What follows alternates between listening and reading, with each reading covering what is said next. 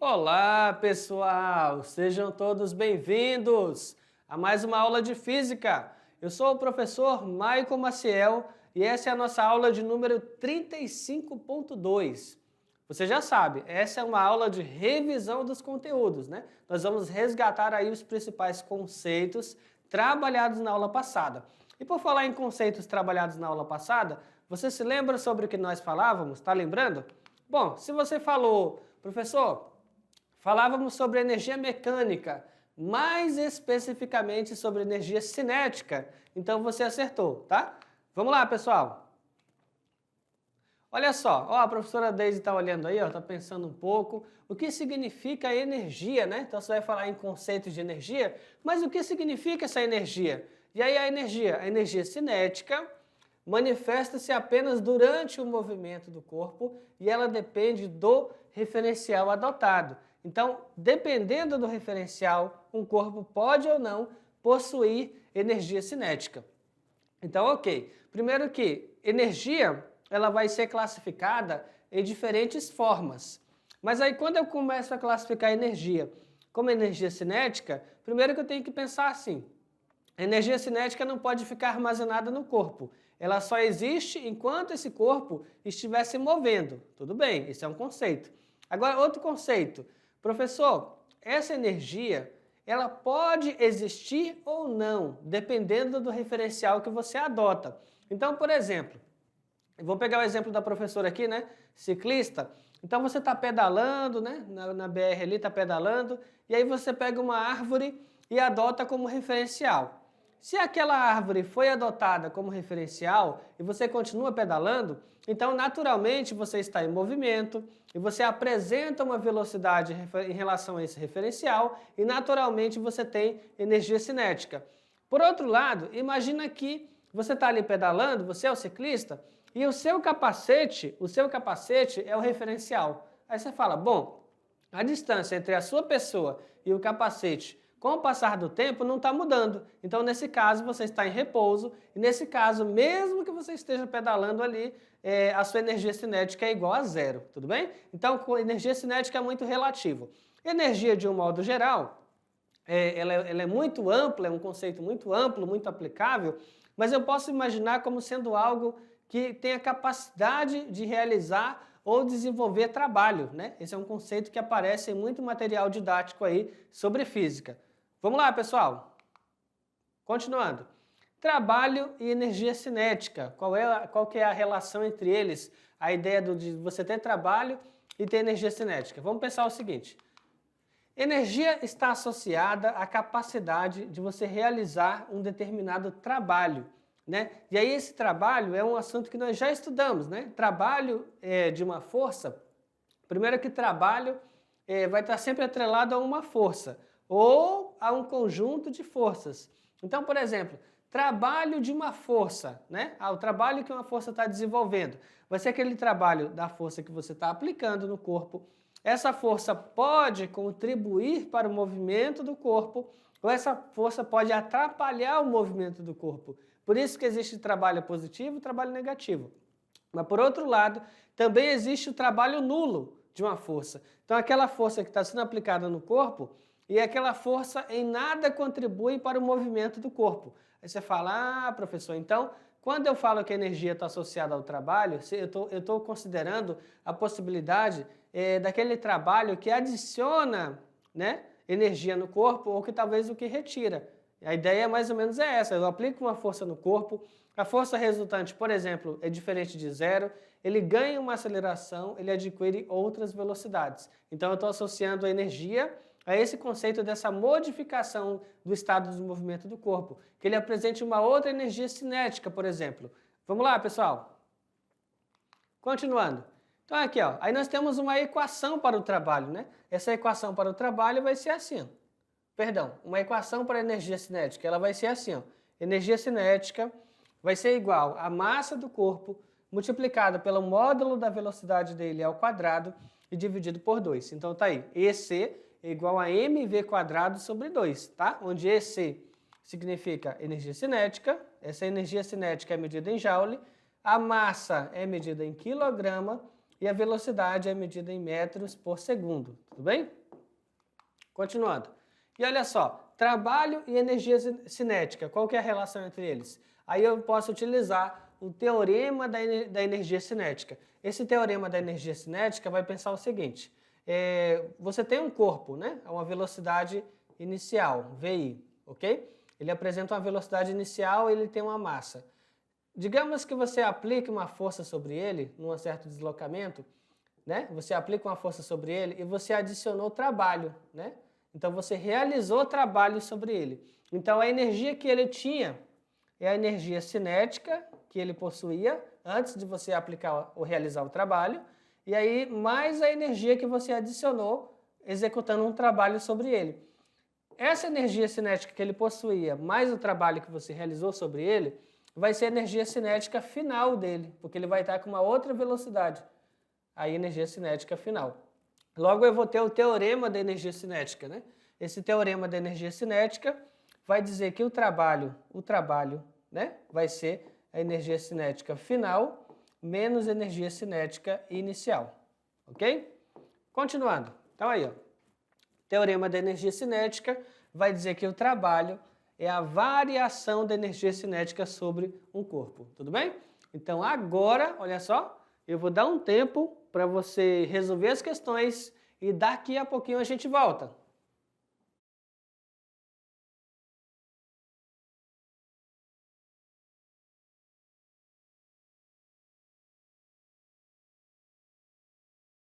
Opa, acabou o tempo!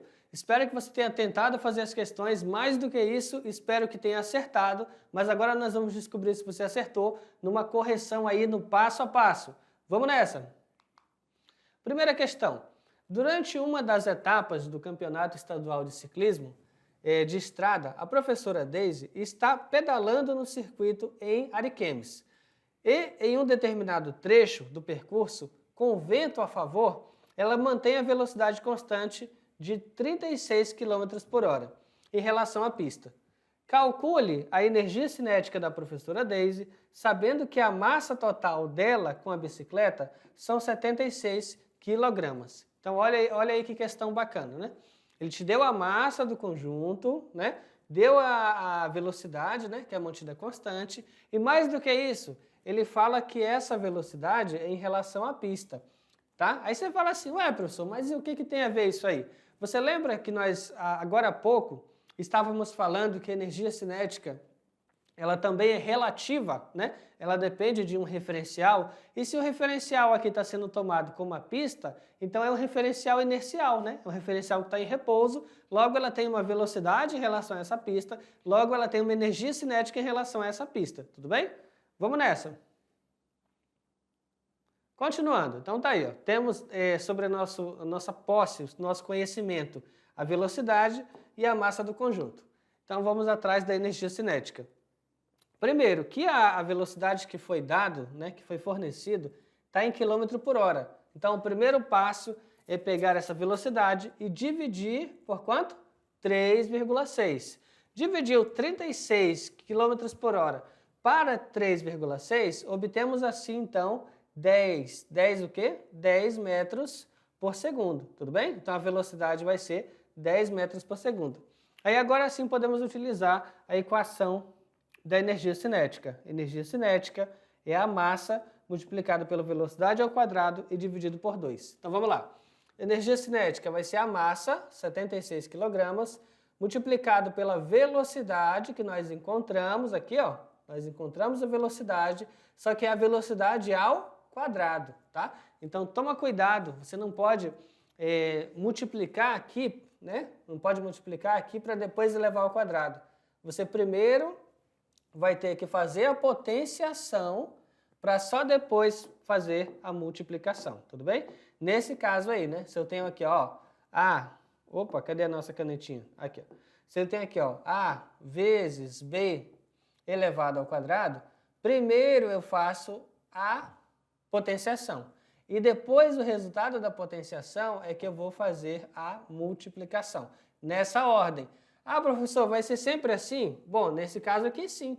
Mas se fosse assim, por exemplo, entre parênteses, A vezes B elevado ao quadrado. Aí era outra história. Eu poderia fazer a multiplicação primeiro e o resultado da multiplicação elevar ao quadrado depois, tudo bem?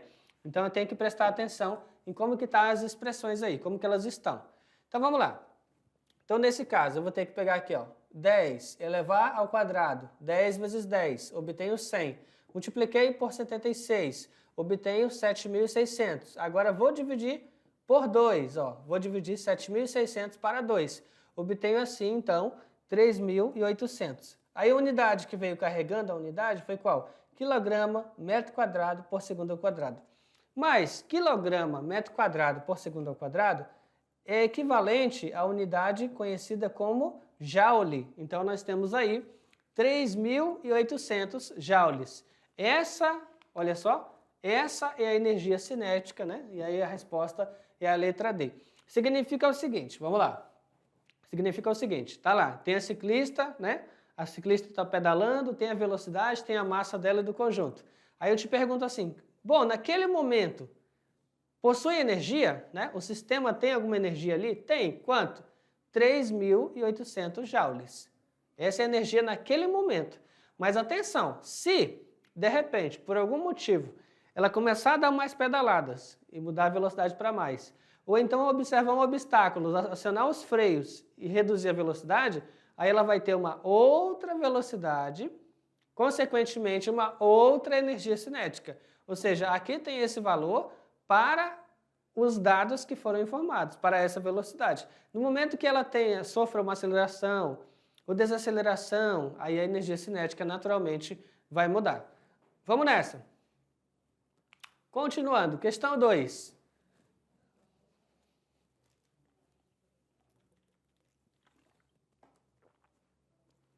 Quando a linha de chegada se aproxima em uma prova de ciclismo, os ciclistas se armam para o sprint, ou seja, a vitória sendo disputada por 2 competidores ou por um pelotão inteiro. É o momento em que os ciclistas atingem a sua maior velocidade em busca do triunfo. O sprint consiste em 4 elementos: o poder de explosão, a alta cadência de pedaladas, a velocidade mais rápida do que normalmente se pedala e maior velocidade final. Os profissionais, por exemplo, podem passar dos 70 km por hora nesses momentos em terreno plano. Tudo bem, pessoal? Então aqui esse texto foi retirado aí, né? Dicas de treinamento à hora do sprint. Determine o trabalho realizado por um ciclista de 60 kg durante um sprint para que sua energia cinética aumente ao passo que a sua velocidade aumenta de 36 km por hora para 65 km por hora. Então olha só que interessante, ó. O trabalho realizado. Aí você fala assim, ué, professor, mas como assim um trabalho realizado? Olha os dados que ele te dá e olha o que te pergunta. Presta atenção, olha só. Determine o trabalho realizado. Então, tu quer saber o trabalho, já coloca aí, trabalho, interrogação. Mas o que ele te deu de informação? O que ele te fornece de informação? Ele fornece a massa, né? Ele fornece a velocidade inicial e ele fornece a velocidade final. Então, nesse caso, você pensa assim, professor, mas eu já estudei trabalho, lá no trabalho é força, deslocamento, cosseno do ângulo. Então, com certeza, você não vai utilizar aquelas equações do trabalho, tá? Ah, não. Com base nesses dados que ele te deu, massa, velocidade inicial, velocidade final, o que você vai utilizar para resolver? O teorema da energia cinética. O teorema da energia cinética, ele relaciona o trabalho, né, com energia cinética final inicial. Ou seja, o trabalho como variação da energia cinética. Vamos nessa? Continuando, então vai ficar assim, ó. Primeiro, nós não vamos trabalhar com unidades de quilômetro por hora. Então nós vamos ter que transformar, né? 36 km por hora, dividiu para 3,6, obtemos assim 10 metros por segundo.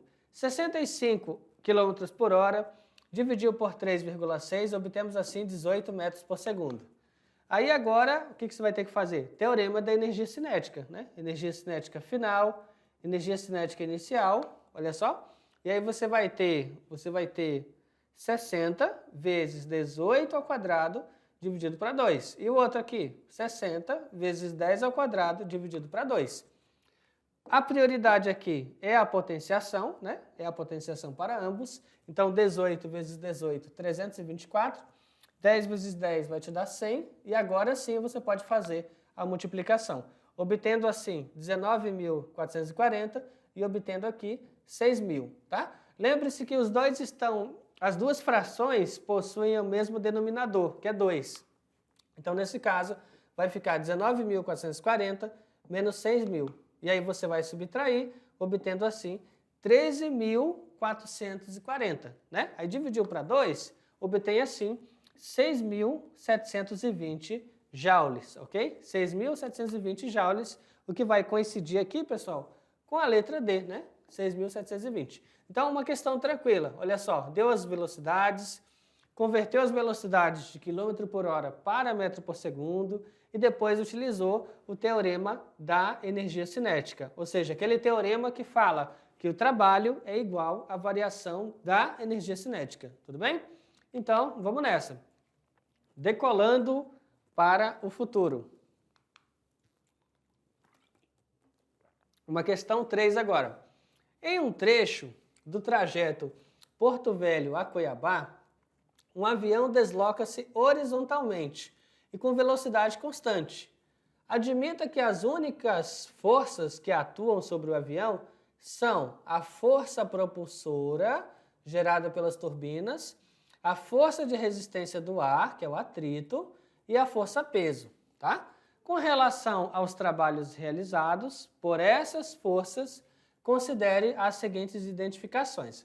Então, o que é T, né? Representado por T e T, trabalho realizado pela força propulsora das turbinas. Então, se a gente for abreviar, seria o quê? Trabalho das turbinas. Aí temos aqui TR, trabalho realizado pela força de resistência do ar. Então aqui TT, trabalho das turbinas, trabalho da resistência do ar e aqui trabalho realizado pela força-peso do avião, tudo bem? Então trabalho da turbina, trabalho da resistência, trabalho da força-peso. Prontinho, continuando. Pronto, pessoal, com base no exposto a gente analisa o seguinte, olha só. Você vai ter o avião, opa, cadê a nossa canetinha? Você vai ter o avião, né? Esse avião vai estar aqui, ó, né? Tá um exemplo perfeito aqui, ó, um desenho perfeito. Pronto.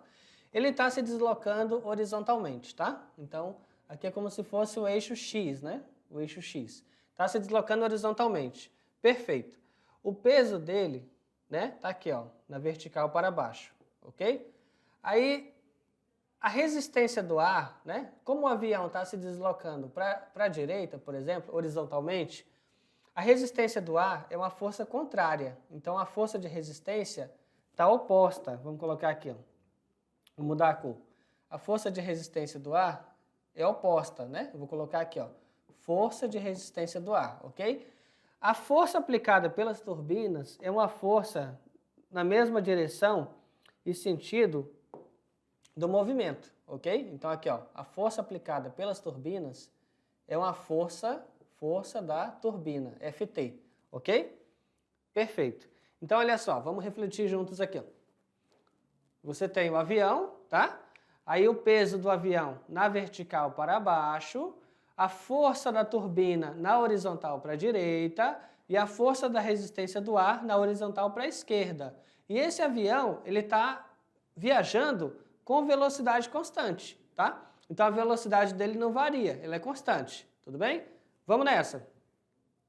Continuando. Então o que a gente pode concluir, né? Eu vou mudar a cor dessa força da turbina, ficou muito claro, né? Ficou muito clarinho aqui, ó. Pronto. Força da turbina. Pronto. Ficou muito clarinho. O que a gente pode concluir? Como ele está com velocidade constante, como a velocidade é constante, significa que a aceleração é igual a zero. Significa também que a força resultante é igual a zero. Significa, então, que para a direita eu tenho a força da turbina menos a força de resistência, igual a zero, ok? Então, em módulo, a força da turbina é igual à força de resistência, tá? Isso em módulo, ok? Significa que as duas forças têm a mesma intensidade, certo? Só que no tocante ao trabalho, a força da turbina é uma força que tem a mesma direção e sentido do movimento. Logo, o trabalho da turbina em módulo é igual ao trabalho da força de resistência, mas ele é positivo, tá? Então, o trabalho da turbina é um trabalho positivo, porque é um trabalho que favorece o movimento. E já o trabalho da força de resistência do ar é um trabalho negativo, porque é um trabalho que opõe ao movimento, tudo bem? É um trabalho que opõe ao movimento. Sendo assim, vamos lá, pessoal? Vamos nessa. Sendo assim, eu posso relacionar os dois da seguinte maneira. Como é que eu posso escrever isso aí? Eu posso escrever assim, ó, que o trabalho da resistência em módulo é igual ao trabalho da turbina em módulo. Mas, se eu não estou falando que é em módulo, o trabalho da resistência é o negativo do trabalho da turbina. Significa que em módulo o valor deles é igual. Mas como um trabalho é motor e o outro trabalho é resistente, então eu posso escrever os dois dessa forma aqui, que está correto, tá? Então o trabalho da resistência do ar é um trabalho resistente e o trabalho da turbina é um trabalho motor. Se eu quisesse escrever essa mesma equação dessa forma aqui, o negativo do trabalho da resistência é o trabalho da turbina, também estaria correto, tudo bem? E aí, um deles aqui, ó, é zero. O trabalho da força-peso é igual a zero. Mas por que, professor, que é igual a zero? Porque se o avião está se deslocando na horizontal e o peso está direcionado para baixo, o peso e o deslocamento formam 90 graus. E cosseno, 90 graus. E cosseno de 90 graus é zero. Então, o trabalho da força-peso é igual a zero. Portanto, a resposta, olha só, a resposta vai ser, então, a letra A. Tudo bem, pessoal? O trabalho da resistência é o negativo do trabalho da turbina, que é igual ao trabalho do peso, igual a zero. Tudo bem? Então, olha só, esta foi a nossa aula de hoje. Eu espero que vocês tenham gostado. E, olha só, até a próxima. Tchau, tchau.